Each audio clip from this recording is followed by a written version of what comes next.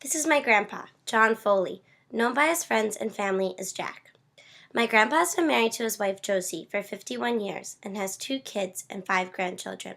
He currently lives in Dumont, New Jersey, where he loves spending his time doing things like going on walks, swimming, telling stories, and watching movies. Much of his time is spent with friends and family, which has always been one of the most important parts of his life.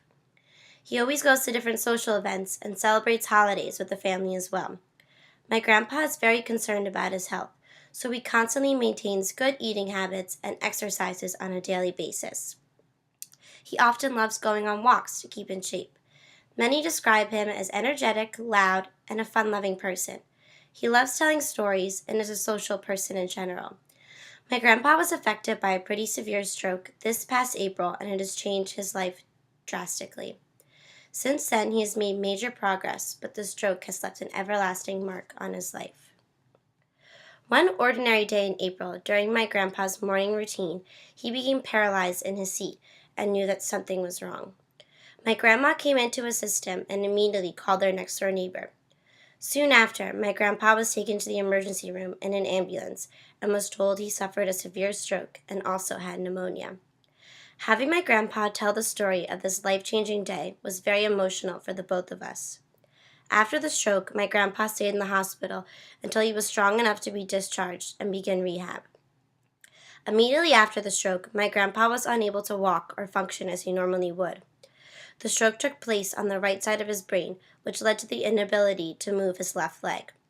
My grandpa had difficulty communicating with my family as he typically would.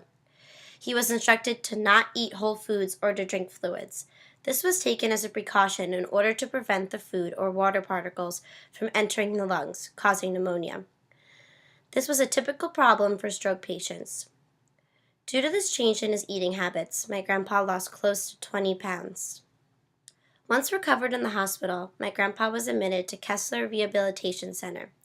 He claimed that during this time in Kessler, it was very beneficial to his progress, but dragged on to what seemed like forever. His emotional struggle became apparent during this time. He was unable to recall what day it was and was severely scatterbrained. Grandpa was not the loud, energetic person he used to be. He felt frustrated and trapped inside of his own body. He was determined to move back home with his wife and regain his strength to live as he pleased. In his therapies, he had to relearn basic skills such as getting dressed and using the restroom. During the very beginning of his rehab, he was very dependent on the staff to take care of him since he was unable to do so on his own. Simple tasks that he used to take for granted were suddenly very difficult for him. During his stay at the rehab center, he received speech therapy along with occupational and physical therapy. In his speech therapy, he worked on strengthening his voice and mind to get back to the original skills. He also worked on swallowing. His therapist would sing to him and ask him to repeat simple melodies in order to make his voice stronger. In physical therapy, he performed different exercises to slowly bring his muscles back to full capacity. As time went on, my grandpa slowly was getting back to himself. He began using a walker and was able to contribute on a higher level when communicating. It was truly amazing to see my grandpa getting back to his old self. After several weeks in the rehab center, he was finally able to go back home, where he continued therapies and using his walker. My grandpa's relationship with his wife drastically changed after the stroke. He became dependent on her for making meals and taking care of him at home. Still, he was unable to eat whole foods, so my grandma had to get creative with the blender. She also had to crush up his medicine since he was unable to swallow it. My grandpa's goal was to pass a swallowing test in order to finally eat whole foods again. He was on a strict routine of not drinking water while eating and always brushing his teeth immediately after eating. This prevented any small food particles from falling into the lungs. He was only able to drink water 30 minutes after eating. My grandpa strictly followed these instructions. Finally, at the end of the summer, he passed his swallowing test and was able to begin eating whole foods again.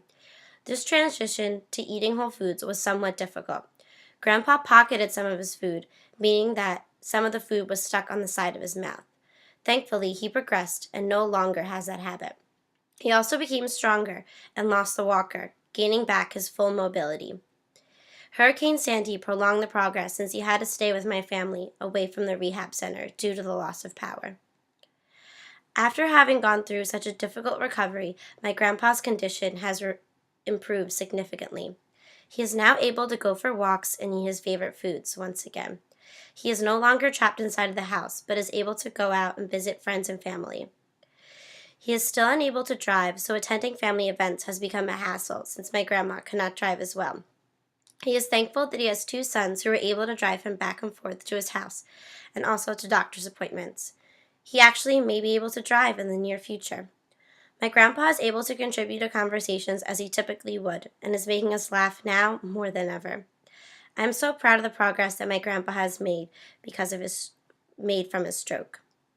All the progress he has made is thank is because of the excellent therapies he received and the support from his family.